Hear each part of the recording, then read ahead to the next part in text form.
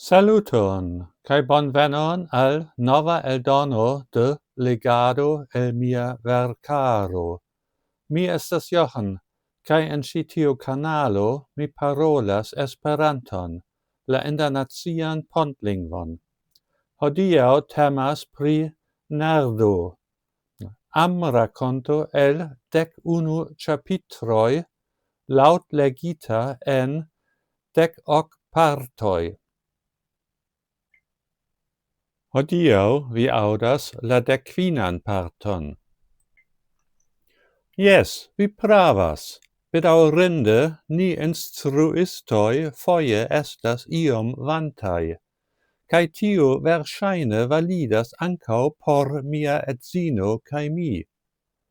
Ho, pardonu, mi ne intencis ofendi vin. Ĝis nun Sofia tute ne diris, ke ŝi kreskis en la domanaro de instruistoj, kvankam mi mem povintus diveni ĝin, ĉar ŝi ĉiam havas multan komprenon pri la strangaĵoj de niaj instruistoj. Se ŝi toleras nin, ŝi certe havas mildecon por siaj instruistoj, sed ni revenu al la temo. Vi ankaŭ parolis pri muzikaj instrumentoj, kiujn vi lernis per interreto? Jes, antaŭ ĉio gitaro kaj basgitaro. Ili estas tre similaj. Poste saxofono kaj fine drumo. Ĉi lasta, ĉar mi ne estis kontenta pri la ritmo-generatoroj. Mi volas efektivigi miajn proprajn muzikideojn kun bando. Kun cifereca miksa konsolo en la komputilo fakte ne estas problemo.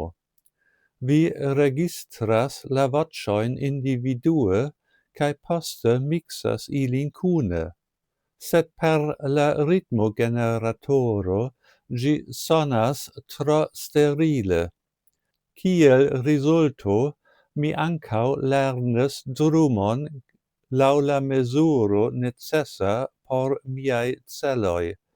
Kaj tiam mi komencis publikigi la finitajn pecojn sur taŭgaj platformoj en la interreto.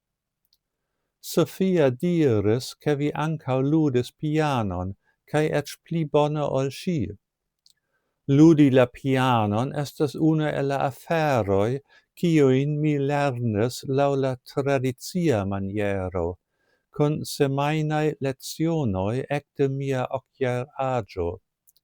Mi ankoraŭ ricevas lecionojn nun, kvankam mia pianinstruisto nun estas emerita. Kaj kio pri viaj propraj kontribuoj? Ĉu vi povas gajni monon per ili? Mi havas mian propran kanalon, kie mi parolas pri miaj fremdlingvaj projektoj, prezentas librojn kaj respondas demandojn, ĉio en la respektivaj fremdlingvoj. Ĉi tio nun alportas sufiĉe bonan poŝmonon. Sed verŝajne ne sufiĉas por loĝejo en la malnova urbo, precipe se ĝi estas renovigita, ĉu? Jes, vi pravas. Mi fakte povis pagi tion nur ĉar mi havis bonŝancon kun muzikfilmetoj, kiujn oni ĉefe elŝutas eksterlande kaj tiel pagas. Sed ĉio tiu ne eblus, se mi ne transloĝiĝintus unue.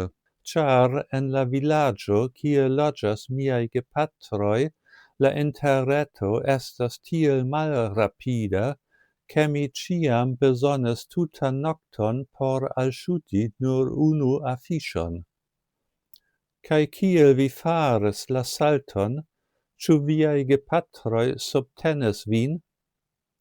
Estintus bone, mi havas 2 pli aĝajn gefratojn, kiuj jam studas, do mono ne estas tiel facila, sed felice la malnov-urba problemo jus comenciĝis.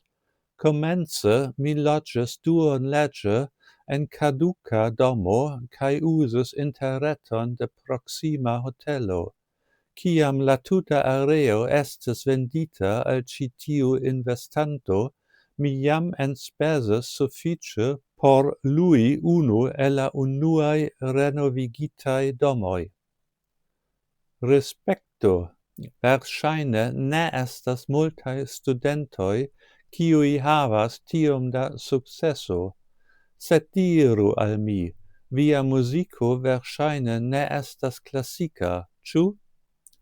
Mi ja ludas klasikan muzikon foje, sed oni povas gajni monon per ĝi nur, se oni jam havas konatan nomon, kaj mi preferus resti nekonata.